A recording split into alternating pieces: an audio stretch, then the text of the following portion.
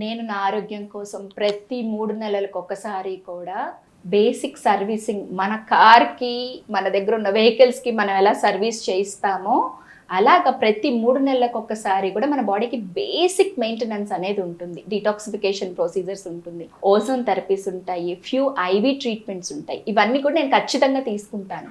ప్రతిరోజు నా టేబుల్ మీద గమనిస్తే లెమన్ వాటర్ ఉంటుంది, దాంతో పాటుగా వైటమిన్ సి ట్యాబ్లెట్ ఉంటుంది. సో నేను ఇది వాడతాను, అది వాడతాను. ఎందుకనంటే నాకు తెలియదు నేను తీసుకునే లెమన్లో ఎంత న్యూట్రియంట్ వాల్యూ నాకు వస్తుందని. అలాగని సహజంగా దొరికే వాటిని నేను డినై చేయలేను, ట్యాబ్లెట్స్ తీసుకుంటున్నానని. సో సహజంగా ఉండే వాటిని మనం ఫాలో అవ్వాలి, న్యూట్రాసిటికల్స్ తీసుకోవాలి. అండ్ ఎర్లీ మార్నింగ్ ఖచ్చితంగా నిద్ర లేవాలి. ఇది ఎవరో ఫోర్స్ చేస్తే మనం చేసేది కాదు. మనకి అవేర్నెస్ వచ్చి నేను మారాలి, నా బాడీ బెటర్గా ఉండాలని ప్రతి ఒక్క మనిషి అనుకోవాలి. సో నేనైతే ఖచ్చితంగా ఎర్లీ మార్నింగ్ నిద్ర లెగుస్తాను, మెడిటేషన్ ఖచ్చితంగా చేసుకుంటాను, ఎక్సర్సైజ్ పార్ట్ ఉంటుంది.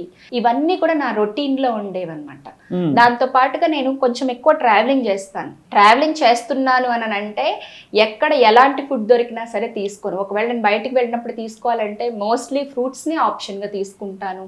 నైట్ 6 తర్వాత ఖచ్చితంగా ఫుడ్ ఏమి తినకుండా ఉండడం కోసం ప్రయత్నం చేస్తాను, కాన్వెంట్ సిచ్యువేషన్స్లో మాత్రమే. And daily 2 meals A day అనే దాన్ని ఎవరైనా సరే ఫాలో అవ్వగలిగితే మితంగా ఆహారం ఆరోగ్యాన్ని ఇస్తుంది అనేది ఖచ్చితంగా అందరూ తెలుసుకోవాల్సిన విషయం. ఆ మితంలో కూడా quality of vitamins and minerals ఉండేటట్లుగా హితం ఉండాలి, ఉండాలి, మితంలో హితం ఉండాలి ఖచ్చితంగా.